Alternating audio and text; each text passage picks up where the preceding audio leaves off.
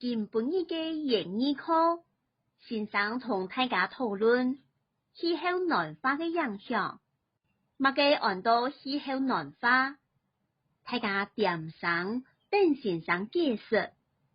先生沙定講，也係講全球各地嘅平均溫度有越來越高嘅現象。像台灣自2001到2008年，當年曾有20年超過36度，2021年但將5月咧，就有8月超過37度咧，可見暖化現象嘅普遍。阿總太馬上講，先生唔怕啦，多開冷氣就好咧。先生講，幾時冇按改哦？到底氣候暖化同印度有乜嘅關係呢？也就係天熱嘅議題。阿妹講，溫度高，人就會難怪怪嘅，讀書做事全無效率。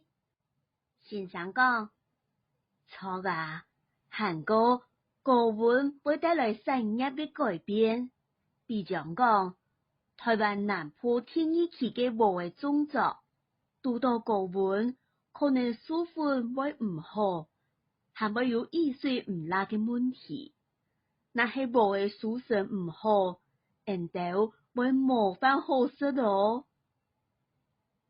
聽到呀，阿開沙接再講，先生，以下嘅人都好食麵包、漢堡，無米無飯，食麵包就好嘅啊。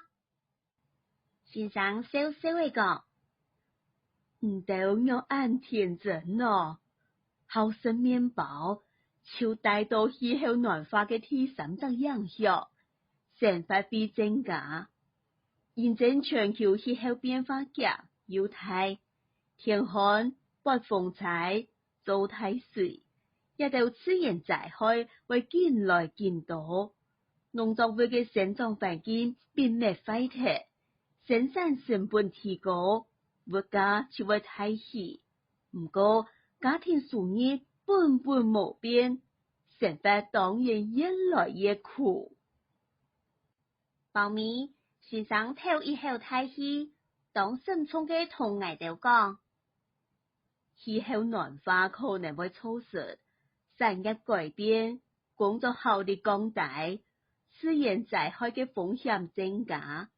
最明顯嘅影響就係，你哋漸來漸艱苦咧，印度要認真思考，用實際行動來改善地球燒起來嘅問題。